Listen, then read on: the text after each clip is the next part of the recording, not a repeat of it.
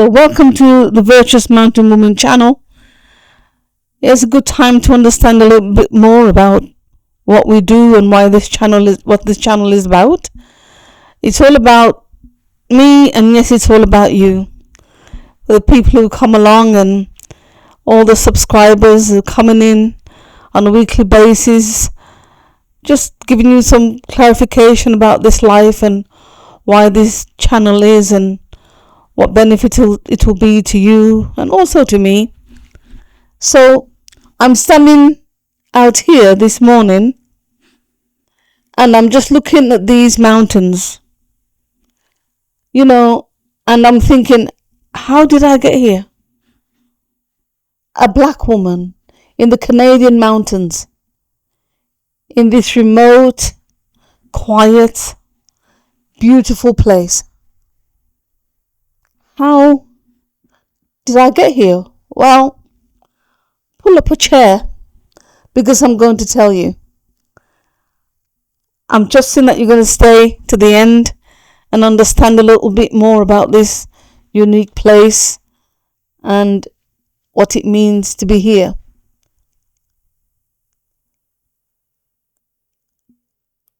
Okay, so let me just paint a picture for you first, because I think people have misconceptions about what remote mountain living actually means. I live in a mountainous rural area of Canada. When I say remote, I mean my nearest neighbor is down the road, yet we can't see each other. We're on 20 acres. Most people around here are on 20-acre plots. So we won't see each other's houses, but we'll see each other when we drive down out of the driveways. There's quite a way down. The nearest town is not a 5-minute drive, so it's quiet here. Genuinely deeply quiet. The kind of quiet that when you first arrive can feel a bit unsettling, Now, I want to be clear about this. I'm not living fully off-grid. I have mains electricity, but we're set up for solar panels. As you can see, I'm walking around the property. This is early morning. This is a time where I'm contemplating. I have my tea mug. I'm looking around. We're not in a survival situation, but we're in the depth of the bush here. I'm walking out in the morning is amazing for me.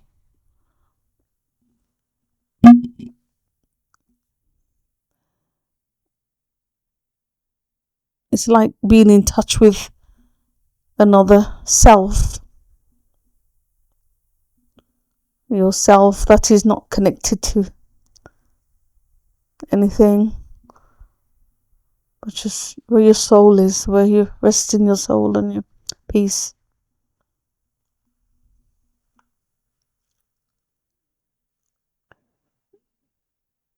It's important to have those times, and if you see, this is what I call a mountain treat. In this morning we've got the beautiful hummingbirds. There's two, in fact there are three of them, but at the moment there's two of them.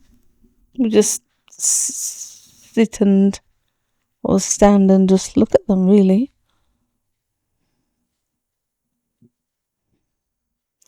I call it the peace of the mountain. Isolated, but deeply livable.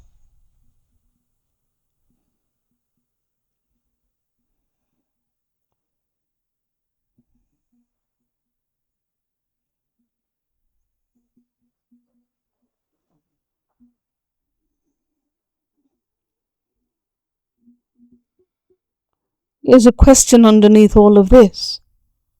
Why this? Out of every place I could have chosen to build a life, why here? I think the answer is going to surprise some of you. Just let me know in the comments below where you live. If living remotely is something that you've thought about, or if you yourself live remotely now, what is the best thing about it? What is the thing that's most important to you?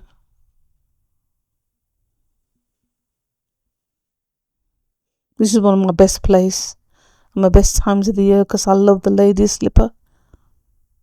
Orchids. It's beautiful. So I'm going to be real with you. It wasn't a grand plan. It wasn't a magazine article that brought me and my husband here. Not an article about homesteading. It wasn't a trend, honestly. This life has been one that we followed for years. We've always lived rurally in the years we've known each other. We've always lived rurally.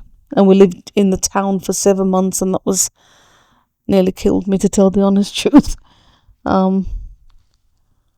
So here's I'm outside the log house that we built. It took us 3 years, much longer than we actually planned. But see there, my hair is out of the extensions, just walking around and getting the fresh air to my scalp. It's just a beautiful place to be.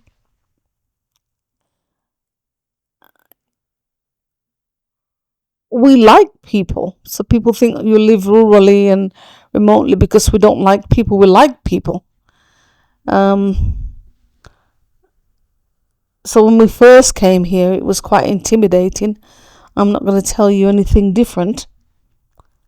But after a while, something shifts and you get used to it. And then we explore the land and you can see the bare scats. I think there's quite a fresh scats when we walk higher up on the land. We can see that. But here's a treat for us. The moose, the bull moose has come to visit about 5 o'clock in the morning. Brilliant. Where it's compelling.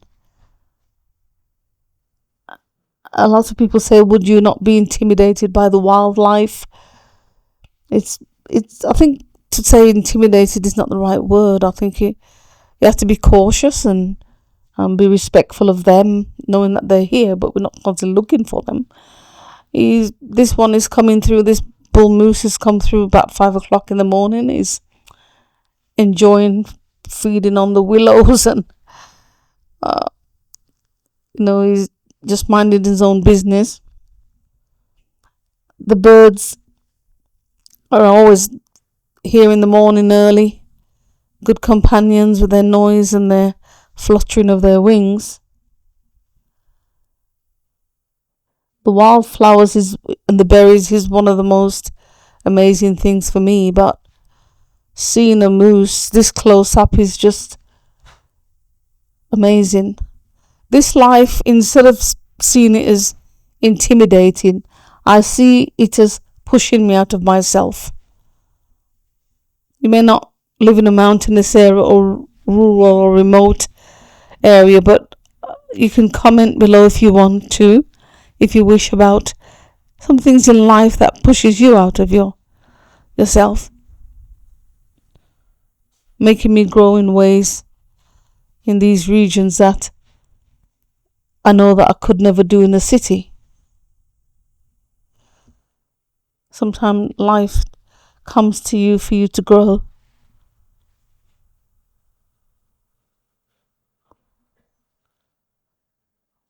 What of you? Well, when I came up here, the whole idea of homesteading did appeal to me in terms of the cooking. the foraging for the mushrooms and other plants. And we cook on a range. It's important for me to have a range, because it's solid way to cook. Phenomenal. This is propane, heavy piece of equipment that's great for the type of cooking that we do. The other thing, when I came up here and I looked around, I didn't particularly want to look, and there are not many people that look like me. But the great thing is, you could see me walking out there in the amongst the tree, is that life is about your soul. Life is about your connection. It's not necessarily all about seeking people to look like you. The kitchen is my haven. I love it. I carry the memories also in the kitchen of when I lived in England, in the old city. One of the biggest things about my life up here is the making of the sourdough. That's a sourdough with crab apples, which we forage from outside of this property. We don't have them here. And can you see how it's amazing? And then the other part of life for me is the getting to know the equipment, sharing the load. Usually, when I first came up here, I never ever thought that I would ride an ATV. No, we went and purchased the ATV together, and then my husband went on his own many years ago and he purchased the Kubota, small Kubota tractor, which is great. They both have their uses, but as you can see here, I've had to break with one of my fears. What a silly fear it proved to be. As I get riding this ATV, it's phenomenal. It's something I never dreamed that I would ever do, and yet it's so easy. I'm more concerned when I'm going uphill. That's of course that's something which I have to learn, but I have to learn, because part of living up here is about sharing the responsibility of looking after this 20 acres of woodland and moving the snow in winter, bucking up the trees, that wood that my husband mainly cuts down, and then he's bucking up the wood and he's tearing off the bark, he's getting everything ready, cords of wood for winter. And I just feel that I should step up to the plate as well. So learning the ATV is a part of that as well. I'm struggling a little bit, but I'm learning it. The thing is about attitude, really. And one of the nicest things about being in the mountains, got to be one of the best things. I love it. And I loved this even before I lived in the mountains in Canada. So for the years that I've known my husband, like 34 years, I'd say 33 years, we've always been out on the rivers in England, but here with the lakes. What a beautiful sight. I love it. It's brilliant. This is like my second home. And here we back on the property with the lady slipper orchid. Oh, amazing. It's not about ethnicity. It's not about which ethnic group you belong to. I think people from all over the world live rurally. But in North America, we don't see as many people of colour in the rural areas.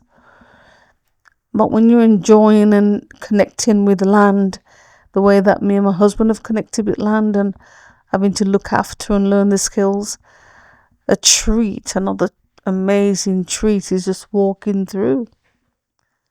So if an opportunity comes to you to live rurally, I would say jump at it. We're back here in the kitchen, and it's a great space. Lots of thinking. Another video will walk you right through this kitchen, and let me know if it's something that you'd like to see. And here I am back out there, the mountains.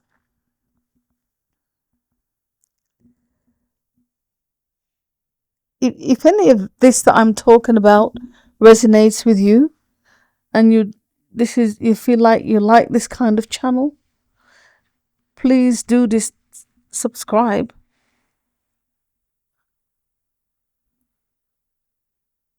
And make your comments and enjoy the peace with me. Step into the peace of the mountains, I call it.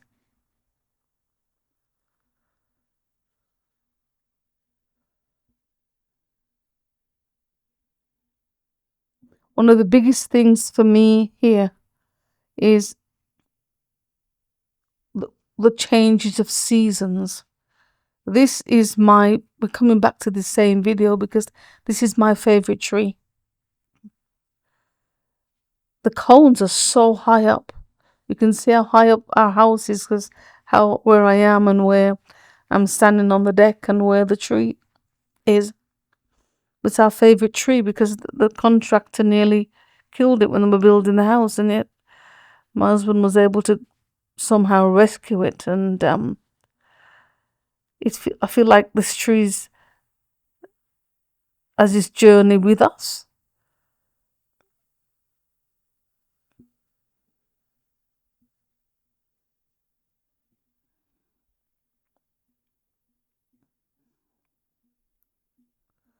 So this is my morning time and midday place. The quietness, the prayer, the meditation time, the reading. Doesn't matter which weather, really. Even in the winter, you can wrap up really warm and sit out on the deck with a blanket over you and read a book and let the silence speak.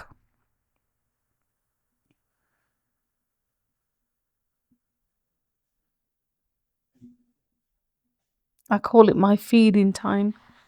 When you feed on that quietness, it does so much for your soul. We go back into the kitchen, and you see we're coming, maybe it's the second or third time into the kitchen because it's a big place for us. Because we will show the garden area in another video, but this is where we bring all the stuff that we forage to cook. And I'm ending the video going back to this beautiful place.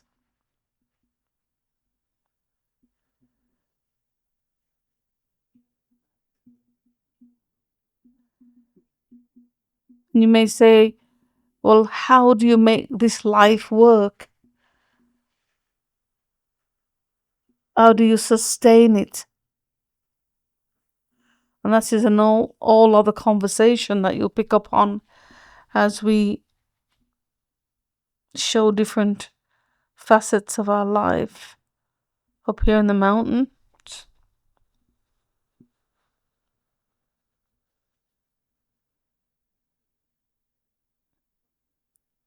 Here's what I want to leave you with today. Remote mountain living. It's not for everyone. But for some of us, it feeds your soul in ways that are very hard to explain until you've experienced it. So if you're looking on this video because a mountain opportunity or rural opportunity coming up, I would encourage you to jump in. You can see from my face how the peace just is so transformative. The space is yours as much as it is for everyone. Don't let anyone or anything tell you otherwise. if this is a choice of life that you want to live.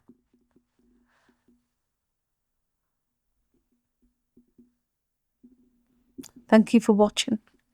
See you next time.